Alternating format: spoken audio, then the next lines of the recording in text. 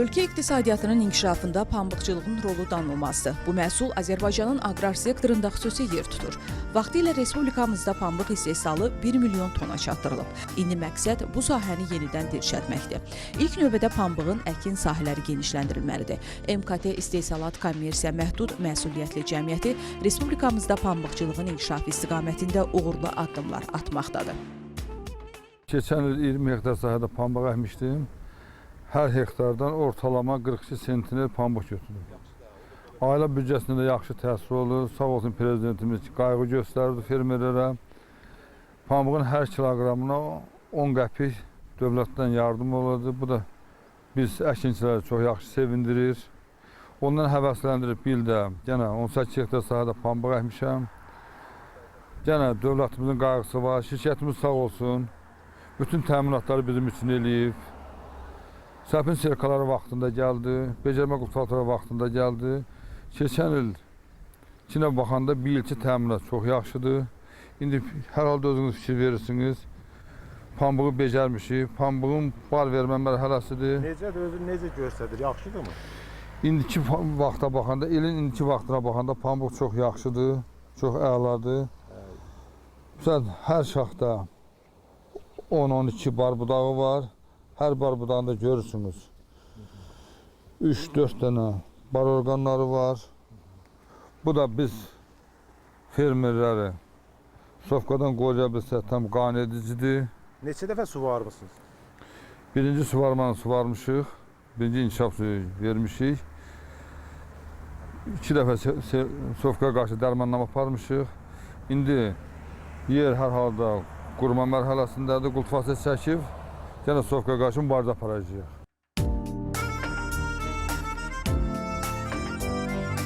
Pambıq sofkası pambığın ən qorxulu ziyanvericilərindən biridir. Pambığa onun birinci və ikinci nəsli ziyan vurur. Üçüncü nəslin inkişafı sentyabr ayına düşür ki, bu zaman artıq məhsul yığılır. Pambıq sofkasının yumurta tökməsinin müddətləri, tırtılların əmələ gəlməsi, sofkanın yayıldığı sahələri müəyyən etmək məqsədi ilə feromon tutucularından istifadə edilir. Feromon tutucuları həm müşahidə, həm də mübarizə vasitəsidir. Hər hektar pambıq sahəsinə 2 feromon tutucusu qoymaq kifayətdir. Sofkanın birinci nəslində hər tutucuya 3 gün müddətində 35-40, ikinci nəslində isə 45-50 erkək kəpənək düşərsə, mübarizə işlərinə başlanır. Bir neçə ildir ki, pambıqçılığa doğrudan da maraq artıb. Get-gedə əkin sahələri, pambıq əkin sahələri genişlənir. Fermerlər və qulluq elədikcə, yaxşı bol məhsul götürdükcə şübhəsiz ki, bu bitkiyə olan maraqlar da artır. İndi necə bilirsiniz? Keçən ilki vəziyyət necə oldu və bu ilki əkin nəyi göstərir? Bəli, çox düzgün buyurursunuz. Keçən il bizdə 1268 hektar torpaqda pambıq əkilmişdi. Ancaq bir il fermerlər keçən il yüksək məhsul götürdüyünə görə, yüksək pul əldə elədiklərinə görə bir il həmən rəqəm qalıb 4945 hektara. Maraq çox böyük artıb. Möhtərəm cənab prezidentin o fermerlərə göstərdiyi qayraya görə 10 qəpik o hər kiloqramına verdiyi pula görə maraq çox böyükdür. Özləri, kətçilər hamısı öz torpaqlarını ancaq pambıq əkməklə məşğuldurlar. Yüksək aqrotexniki qayda ilə becərilibdir. Təminat çox güclüdür. Keçən ilkinə nisbətən bir təminat çox güclüdür. Texnika sarıdan, vəsait sarıdan verilən kübrə, dərmanlar sarıdan çox güclü fermerlər kömək var. Texnika sarıdan heç bir çətinliyimiz yoxdur bir il. Bir il mən elə başa düşürəm ki, heç bir çətinlik yoxdur. Çətinliyimiz oydu ki, bir il hava şəraitindən sərin keçməsinə əlaqədar sofka ilə çox böyük mübarizə aparırıq. O da dərmanlar, çox yaxşı dərmanlar gəlibdir. Yəni çox böyük təsir edir. Sofka ilə mübarizəmizdə aparırıq. Heç bir, keçən il 30.5 sentrer pambıq vermişik. İndi çalışırıq ki, o rəqəmi daha da yüksək səviyyə qaldıraq. Pambıq yüksək gəlir gətirən məhsullar sırasına daxildir. Bu sahənin inkişafına nail olmaq üçün qarşıda duran başlıca məsələlərdən biri əkin sahələrinin genişləndirilməsi, eləcə də fermerlərin yetişdirdiyi məhsulun alınacağına dair zəmanətin verilməsidir. Bu ərazidə keçən il əkilmişdi cəmində 28 hektar ərazi üzrə, tamamilə mamır ərazi üzrə əkilmişdi 28 hektar, amma bu illərə əkilib 138 hektar. Demək, dövlət dəstəyi ilə, təşkilatın, bu MKT-nın köməyi ilə, yəni müqavilələr bağlandı, yəni cəmaatda şey oldu, yəni münasibət oldu pambığa qarşı. Yəni ondan sonra cəmaata elə müəyyən, məsəl üçün, irəliləyişlər getdi. Yəni müqavilə əsasında 138 hektar hal-hazırda KMT ilə bərabər pambıq əkilir. Bugün dünyanın ən inkişaf edən, eləcə də inkişaf etməkdə olan ölkələri pambıq istehsalına xüsusi diqqət ayırır. MKT İstehsalat Kommersiya Məhdud Məsuliyyətli Cəmiyyəti Respublikamızda pambıqçılığın inkişafı istiqamətində önəmli işlər görməkdədir. Cəmiyyət suvarma sistemlərini təkmilləşdirmək, agrotexniki xidmətləri genişləndirmək, eləcə də fermerləri ziyanvericilərə qarşı güzəştli şərtlə dərman preparatları ilə təmin etməklə onların pambıqçılığa olan marağını artırıblar.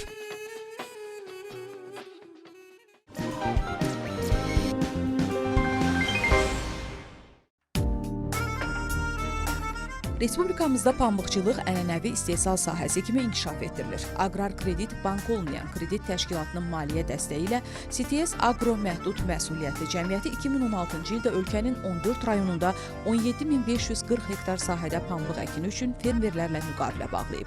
Bu rəqəm 2015-ci ildə 9.500 hektar təşkil edirdi. Bu il isə əkin sahələri bir qədər də artırılıb. Azərbaycan Respublikasının Prezidenti Cənab İlham Əliyevin tapşırığına əsasən ölkədə qeyri-neft sektorunun, xüsusilə pambıqçılığın inkişaf etdirilməsi tapşırığına uyğun olaraq bizim cəmiyyət tərəfindən 2016-cı il mövsümündə 1254 nəfər fermerlə 17.353 hektar sahədə pambıq əkini aparılmışdır.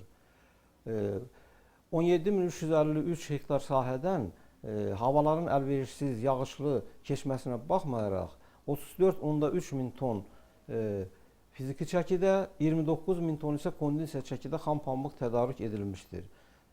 Tədarük edilmiş xam pambığın hamısı emala verilmiş, emaldan 10.514 kiloqram mahlış məhsulu alınmışdır ki, bu da xarici bazarlara, eyni zamanda Respublika daxili iplik fabrikalarında istifadə üçün 2017-ci il mövsümü üzrə 2520 nəfər fermerlə 28.557 hektarda pambıq əkini ilə əlaqədar 4 tərəfli müqavilələr bağlanmışdır. Bağlanmış müqavilələrə uyğun olaraq fermerlər toxumla, toxumluq çiyidlə, kimyəvi preparatlarla, texniki xidmət işləri ilə, yanacaqla və digər lazımı mal materiallarla təmin olunurlar. Pambıqçılıq kənd təsərrüfatının kifayət qədər xərc tələb edən sahəsidir. Məhsuldarlığın artırılması üçün sahələrin su təchizatının yaxşılaşdırılması, zəruri həcmdə gübrələrin tədarükünü təmin etmək, habelə əlavə yığım texnikası almaq tələb olunur. Məqsəd təkcə pambıq və pambıq məhsulları istehsalını artırmaqdan ibarət deyil, ölkədə dinamik sosial-iqtisadi inkişafa nail olmaq və yeni iş yerlərini yaratmaq başlıca amillərdəndir. 2016-cı ildə CTS Agro ilə 21 hektar pambıq əkmişdim. Sağ olsunlar bizi tam çübürü ilə, hətta ketmançıların əmək qısmından verilən o pul vəsaitindən təmin eləmişdilər. Keçən il 31.5 sentir pambıq götürmüşəm. Ona baxmayaraq, Cənab Prezidentimizin keçən il pambığa dəstək verdiyinə görə hər kiloqrama 10 qəpik artırıb və 10 qəpik subsidiya verdiyinə görə bir il 50 hektar CTS Agro ilə pambıq əkmişəm. Düzdür, bir il bizi biraz pambığın toxumunda, kübrəsini həmsi vaxtında verdilər. Fermerlər keyfiyyətli toxumla təmin ediliblər. Səpin qabağı torpağın hazırlanmasında amofoz və müxtəlif qarışıq gübrələrdən istifadə olunub. Məhdud məsuliyyətli cəmiyyətin köməkliyi ilə yüksək agrotexniki qulluq öz bəhrəsini verib. Sahələrdən bol məhsul gözlənilir. Mustafalı kəndinin sakiniyəm. Kiçik fermer təsərrüfatına məşğulam. Keçən il 2 hektar pambıq əkmişdim. Bir il artırdım, 4 hektar eləmişəm. Öz ailəmizin köməyi ilə becərmişik. Yəni, bütün işləri özümüz görmüşük. Yəni, öz xeyrimiz üçün. Bəli. İndi qaldı ki, o biri traktor işlər, texnika barədən də yaxşı kömək elədilər, sağ olsunlar. Köbrəsini vaxtında verdilər. Sopkaya qarşı dərmanlamışıq, hələ bir sopka yoxdur, heç bir problemimiz də yoxdur. Ucuvurma yalnız vaxtında aparıldıqda yüksək səmərə verir. Bioloji inkişaf baxımından münbit torpaqlarda güclü inkişaf edən sahələrdə hər bitkidə 15-17, orta münbit torpaqlarda bitkilər yaxşı inkişaf edən sahələrdə hər kolda 12-14, zəif inkişaf etmiş bitkilərdə 10-12 bar budağı olduqca ucuvurma aparılır. Təqvimə görə bu tədbir təqribən iyulun 20-sindən avqustun 10-na dək olan müddətə düşür. Hal-hazırda sahələr, pambıq əkin sahələrində becərmə və suvarma işləri aparılır. Eyni zamanda pambıq yaşıl qurduna qarşı, sofkaya qarşı da mübarizə tədbirləri aparılır. Bunun üçün lazım olan bütün mal material, avadanlıqlar, dərman çələyən aqreqatlar və digər avadanlıqlar alınaraq fermerlərin istifadəsinə verilmişdir.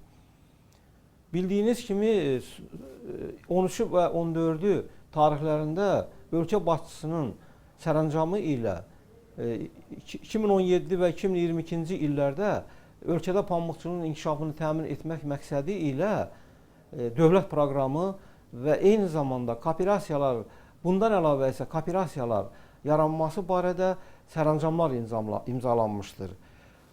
Bütün bunlar isə onu göstərir ki, dövlət başçısı həmişə pambıqçılığa diqqət və qayğısını əsirgəmir və biz də bundan ruhlanaraq pambıqçılığın inkişafı üçün ölkədə əlimizdən gələn bütün işlər yerinə yetirilməsində eyni zamanda daim fermerlərə hər tərəfli xidmət göstərməklə onların maddi rifah halının yüksəlməsi üçün həmişə onların yanında olmağı özümüzə borc bilirik.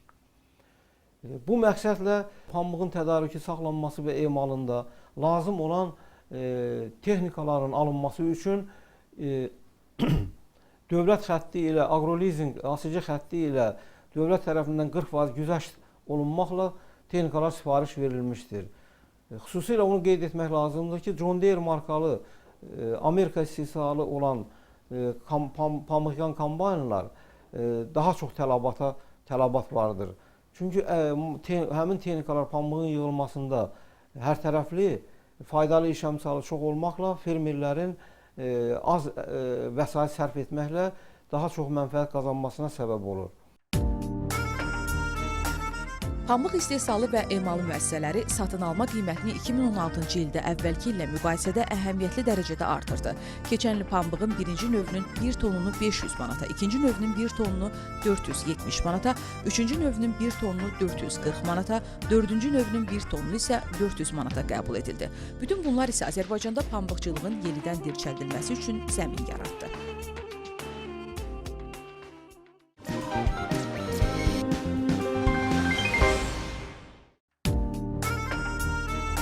Cəbhə bölgəsində yerləşən Tərtər rayonunda aqrar sahənin inkişafı diqqət mərkəzindədir. Cari ilin məhsulu üçün 9506 hektarda taxıl, 1541 hektar sahədə şəkər çoğunduru, 1637 hektarda günəbaxan, 498 hektarda kartof, 1075 hektarda tərəvəz, 284 hektarda qarğıdalı əkilib. Bu il 3123 hektar sahədə pambıq yetişdirilən Tərtərli fermerlər hazırda becərməni davam etdirirlər. Ötən il Tərtər rayonunda 1035 hektar sahədə pambıq əkildiyinə baxmayaraq, bu illəri 3123 hektar sahədə pambıq bitkisi əkilmişdir. Gördüyünüz kimi pambıq sahələrində becərmə işləri yaxşı aparılmışdır, agrotexniki qaydalara əməl olunur. Sahələrdə deməli hazırda 3-cü ketmanlama, 3-cü vegetasiya işləri aparılır. Yemləmə gübrəsi verilmişdir. Zərərvericilərə qarşı bütün mübarizə işləri aparılmış. Hal-hazırda da sofka ilə kimyəvi mübarizə davam etdirilir. Birinci vegetasiya suvarması aparılır hal-hazırda. 2017-ci ilin məhsulu üçün 6908 hektar sahədə buğda, 2557 hektar sahədə isə arpa bitkisi əkilmişdir. Arpa biçini tamam başa çatmışdır. Deməli, ötən ilkindən yüksək məhsul əldə olunmuşdur. Hal-hazırda deməli, arpada məhsuldarı 31,4 sentner olmuşdur. Buğdada isə hal-hazırda buğda sahələrində biçin davam etdirilir. Deməli, hal-hazırda məhsuldarlıq ötən ilkindən yüksəkdir. 38,1 sentner hal-hazırda buğda sahələrindən məhsuldarlıq əldə olunur. Respublikada taxılı olan tələbatı daxili istehsal hesabına tam ödəmək üçün qarşıya qoyulan hədəf məhsuldarlığın yüksəldilməsidir. Elmi Tədqiqat Əkinçilik İnstitutunun Tərtər Bölgə Təcrübə Stansiyasında yeni taxıl sortlarının yaradılması, dənli bitkilərin seleksiyası, müasir becərmə texnologiyalarının tətbiqi sahəsində görülən işlər öz müsbət nəticəsini verməkdədir. 2017-ci təsərrüfat ili kənd təsərrüfatı işçilər üçün böyük sınaq ili oldu. Bilirsiniz ki, Respublikada güclü dolu düşdü, yağıntılar oldu. 2 dəfə də burada Tərtər rayonunda yağıntı oldu. Hətta bəzi pambıq sahələrini məhv elədi. Buna baxmayaraq, yəqin ki, sahəmizi görürsünüz. Bu sortların əsl sınaqdan çıxdı bu sortlarımız bu il. Məhsuldar sortlardır və bilirsiniz, yəni baxanda görürsünüz ki, baxmayaraq ki, biz biçini yağışla əlaqədar olaraq iyun ayında 2 dəfə güclü yağışlar yağıb, bunu bilirsiniz. Baxmayaraq ki, yəni deyirəm, bu biçim müddətində güclü yağışlar yağdı və bizim üçün çox əlverişsiz keçdi iyun ayı. Amma yəni belə deyək də görünən daha nə bələdçi. Sahə göz qabağındadır. Məhsulumuz da gözlədiyimiz kimi olmasa da hər halda bizim ümid edirik ki, keçən ildən daha yaxşı yüksək nəticə əldə edəcəyik. Təcrübə stansiyasında intensiv texnologiyaların, tirəli səpin, sıfır becərmə və minimal becərmə tətbiqinə geniş yer verilir. Payızlıq buğdanın tirəli səpin texnologiyası ilə becərilməsi yeni və mütərəqqi üsul hesab edilir. Aparılan təcrübələr göstərir ki, tirəli səpin üslubunda toxum normasına 40-50%, suvarma suyuna 25-30% qənaət olunur. Verilmiş gübrələrin və alaqlara qarşı mübarizənin səmərəliliyi artır. Bu il özünü yaxşı göstərən sortlardan, məsələn, ən yaxşı göstərən sortlardan hal-hazırda gördüyümüz bu sahədə qırmızı gül bir sortudur, Fatimə, Murov 2, Qobustan sortu özünü çox yaxşı göstərdi bu ilki əlverişsiz ildə.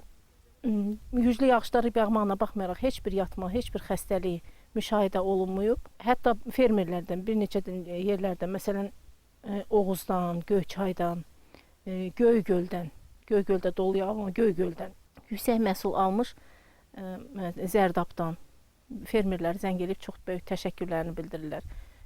Biz ümid edirik ki, gələcəkdə uğurlarımız daha yaxşı olacaq. İldən ilə biz öz sortlarımızı bu əlverişsiz şəraitə daha uyğun olanını, daha dözümlü olanını, daha davamlı olanını seçirib fermerlərə təqdim edirik.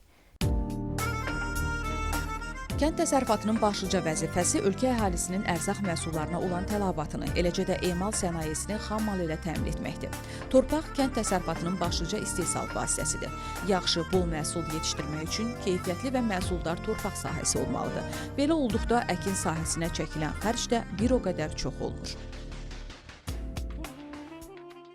Rayonumuzda özəl və dövlət toxumçuluq təsərrüfatları da vardır ki, deməli bu dövlət toxum təsərrüfatı olan təcrübə stansiyasında deməli buğda və arpanın toxumçuluğu ilə məşğul olunur və burada əldə olunmuş toxum məhsulu təmizlənib, dərmanlandıqdan sonra kisələrə yığılır və etiketlənərək Kənd Təsərrüfatı Nazirliyinin bölgüsü əsasında Respublikada olan dövlət və özəl toxumçuluq təsərrüfatlarına bölgü üzrə paylanır.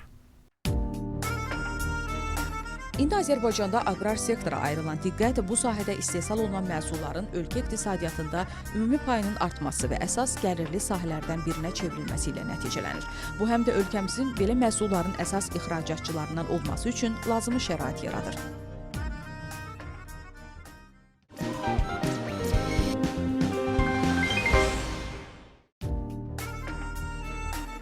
Məlumdur ki, yumurta müxtəlif xeyirli komponentlərlə, zülal, vitamin, minerallar və antioksidantlarla zəngindir.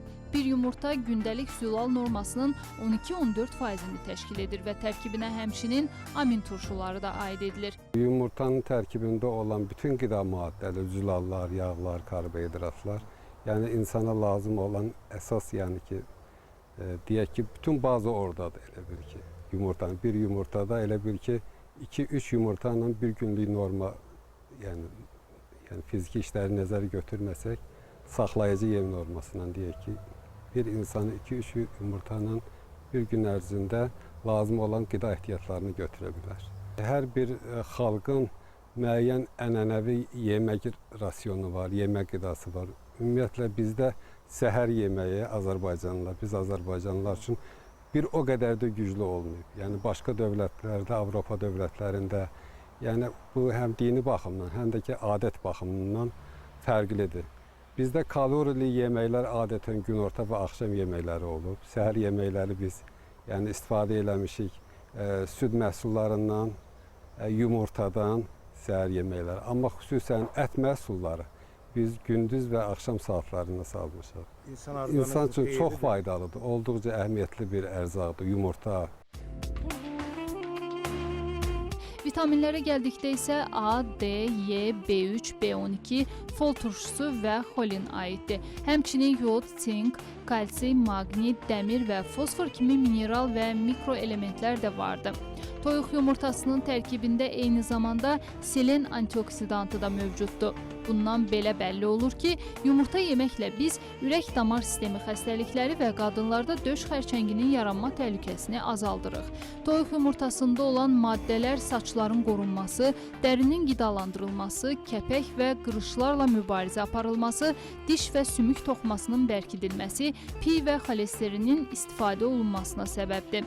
Bundan əlavə isə görmə qabiliyyətinə yaxşı təsir göstərən bu məhsul qidalı və az kalorilidir. Toyuq yumurtası çox yüksək kaloriliyi ilə seçilir və acılığı götürməklə yanaşı orqanizm tərəfindən asanlıqla mənimsənilir. Hər 100 qram məhsulda 157 kilokalori enerji vardır. Yumurtanın tərkibində yağ olduğuna, əsasən normal bədən quruluşunu saxlamaq üçün soyutma halda qəbulu yetərlidir.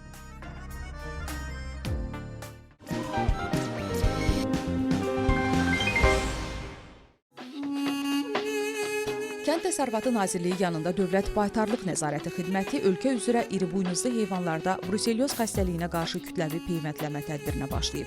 Heyvanlar göz damcısı vaksini ilə peyvənd olunurlar. Abşeron rayonu Baytarlıq İdarəsinin rəisi Tahir Abdullayev bildirdi ki, ölkəmizdə bruselyoz xəstəliyinə qarşı aparılan vaksinasiyanın məqsədi xəstəliyin heyvanlar və insanlar arasında minimuma endirilərək gələcəkdə ləğv edilməsinə nail olmaqdır. 2017-ci ilin birinci yarımilliyində Abşeron rayon ərazisində epizodik tədbirlər planı nəticəsində iri buynuzlu heyvanlar arasında qara yara xəstəliyinə, dabaq xəstəliyinə, nodulyar dermatit xəstəliyinə qarşı peyvəndlər aparılmışdır. Bundan əlavə xırda buynuzlu heyvanlar arasında qara yara xəstəliyinə qarşı, dabaq xəstəliyinə, leptospiroz xəstəliyinə və çiçək xəstəliyinə qarşı planda nəzərdə tutulmuş miqdarda tədbirlər tam həyata keçirilmişdir. Hal-hazıradək Abşeron rayon Baytarlıq İdarəsinin epizodik tədbirlər planına əsasən heç bir kəsiri yoxdur. İlkin olaraq Azərbaycanda iri buynuzlu heyvanlar arasında iyul ayının 5-dən start vermişik. İri buynuzlar arasında göz damla üsulu ilə bruselyoz xəstəliyinə qarşı peyvənd aparılsın. Yəni bu peyvəndlənmənin nəticəsi odur ki, iri buynuzlu heyvanlar arasında bruselyoz xəstəliyinin tamamilə ləğv olunsun ki, insanlara yoluxmasın. Artıq bugün Abşeron Baytarlıq İdarəsinə Dövlət Baytarlıq Nəzarət Xidməti tərəfindən 23.000 doza Brudol A peyvənd vasitəsi daxil olmuşdur ki, bu yalnız iri buynuzlu heyvanlara məxsusdur. Son 3 il ərzində demək olar ki, bütün regionlarda olduğu kimi Abşeron rayonu ərazisində də Baytarlıq İdarəsinə lazım olan avadanlıq və inventarların verilməsi, o cümlədən peyvənd vasitələrinin və müalicəvi dərmanların verilməsi tam yerinə yetirilmişdir. Heç bir kəsirlə peyvənd vasitələri və digər avadanlıqlar və inventarlar verilmir. Hamısı tam lazımı səviyyədə və lazımı qədər verilir. Onun nəticəsidir ki, 2017-ci ilin 6 ayında Abşeron rayonunda heç bir infeksion xəstəlik qeydə alınmamışdır. Lazımi profilaktik tədbirlər baytarlar tərəfindən vaxtı-vaxtında görülür, yüksək səviyyədə aparılır, bruselyoza qarşı vaxtı-vaxtında qan alınır, yoxlanılır. Lazım olan bütün tədbirlər, dezinfeksiya tədbirləri baytarlar tərəfindən yüksək səviyyədə aparılır. Ümumiyyətlə, nə vaxtdan bu heyvandarlıqla məşğulsan? Neçə ildir? 1992-ci ildən 3 baş malından başlamışıq. İndi 30-dan yuxarı təsərrüfatda iri buynuzlu qara mal var. Kənd təsərrüfat dövlətin ayırdığı güzəştli kreditlə istifadə etmişik və bu nəticəyə gəlmişik. Hansı cins mallardır sizdə? Bizdə Eston cinsi gedir bunlar. Süni mayalanma yolu ilə də, yəni 6 baş buzov alınıb bu il üçün. Hazırlanan tədbirlər planına uyğun olaraq heyvanlar arasında peyvəndləmənin mütəşəkkil səviyyədə həyata keçirilməsi üçün Baytarlıq İdarəsinin əməkdaşları Masazır kəndində fəaliyyət göstərən fermer təsərrüfatında oldular. Kənd təsərrüfatı məşğuluq. Əsasən saxladığımız, məşğuliyyətimiz cins qara ala mallardır. Yəni bu ancaq süddükdür. Süd işi ilə məşğuluq. Yəni təsərrüfatımızı genişləndirməyə də imkanımız var. Hökumət tərəfindən qayğı göstərilir. Bütün tədbirlər, profilaktik tədbirlər hamısı görülür vaxtında.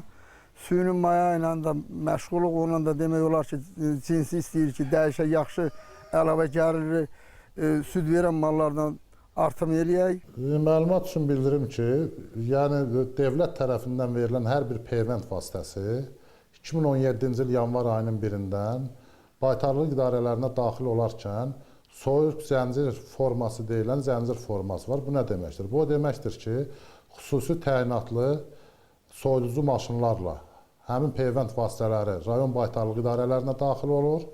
Hər bir rayon baytarlıq idarəsində şahidi olduğumuz kimi xüsusi soyuducu kameralar var ki, həmin kameralara yerləşdirilir.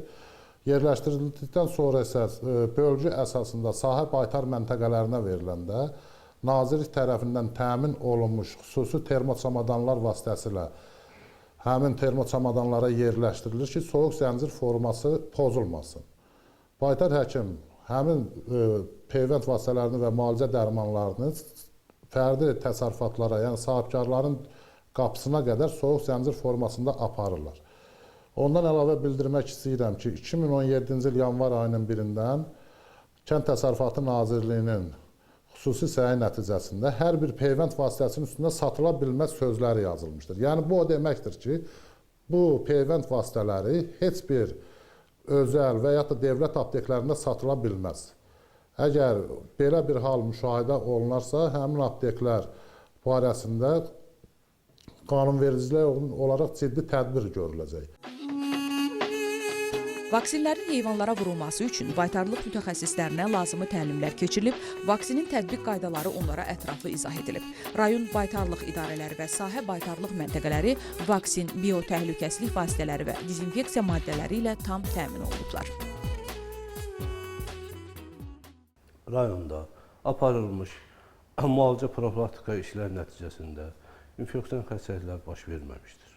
Bu xəstəliklərin profilaktikasını aparmaq üçün Kənd Təsərrüfatı Nazirliyinin Dövlət Təchizat Birliyi tərəfindən rayonumuza lazımlı miqdarda biopreparatlar, vaksinlər verilmişdir. Həmin vaksinlər soyuducularda gətirilərək, soyuduculara baxılaraq idarəmizdə mövcud olan soyuduculara həmin vaksinlər qəbul edilir və baytar sahələrində mal-qaranın sayına əsasən bölünmüşdür.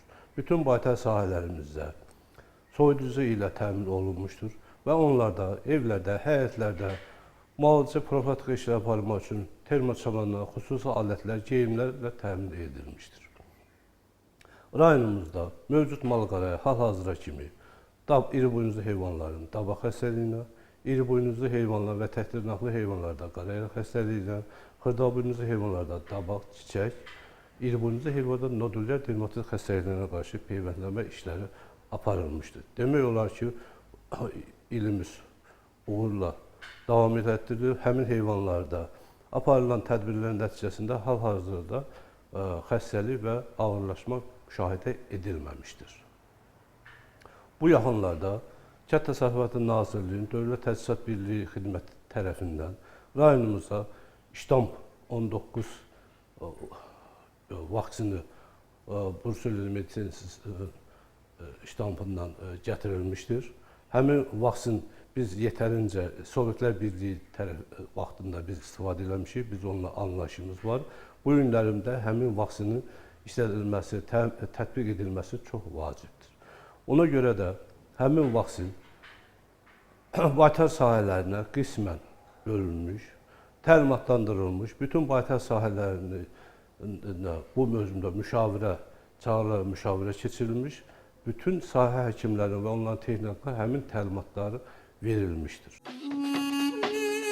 Respublikamızın bütün bölgələrində bu sahənin maddi-texniki bazasının yaxşılaşdırılması baytarlıq tədbirlərinin tam və səmərəli yerinə yetirilməsinə imkan verir. Şabran rayonunda da bu istiqamətdə uğurlu addımlar atılır. Yanvar ayından başlayaraq qara yara və bruselyoz xəstəliyinə qarşı iri buynuzlu heyvanlarda peyvənd və seroloji müayinə aparılmışdır. Tam peyvənd də seroloji müayinə də tam başa çatdırılıb. Ondan sonra da dabaq xəstəliyinə qarşı iri buynuzlu heyvanlar arasında profilaktiki peyvənd vurulub. Nadalyar dermatit xəstəliyinə qarşı iri buynuzlu heyvanlar arasında vaksinasiyalar tam başa çatdırılıb. Xırda buynuzlu heyvanlarda qara yara xəstəliyinə qarşı, bruselyoz xəstəliyinə qarşı, dabaq xəstəliyinə qarşı peyvəndlərimiz başa çatdırılıb. Bundan sonraki aylarda qoyunların çiçəyinə qarşı peyvənd tədbirləri aparılacaq. Ümumiyyətlə malqara arasında tam Respublika Kənd Təsərrüfat Nazirliyi tərəfindən hansı vaksin və diaqnostikumlar verilir, tam yerinə yetirilmişdir Şabran rayon Baytarlıq İdarəsi tərəfindən. Əhalinin heyvandarlıq məhsullarına olan tələbatının ödənilməsində mühüm amil onların baş sayının qorunub saxlanması və böyük iqtisadi ziyana səbəb olan infeksion xəstəliklərin baş verməsinin qarşısının alınmasıdır.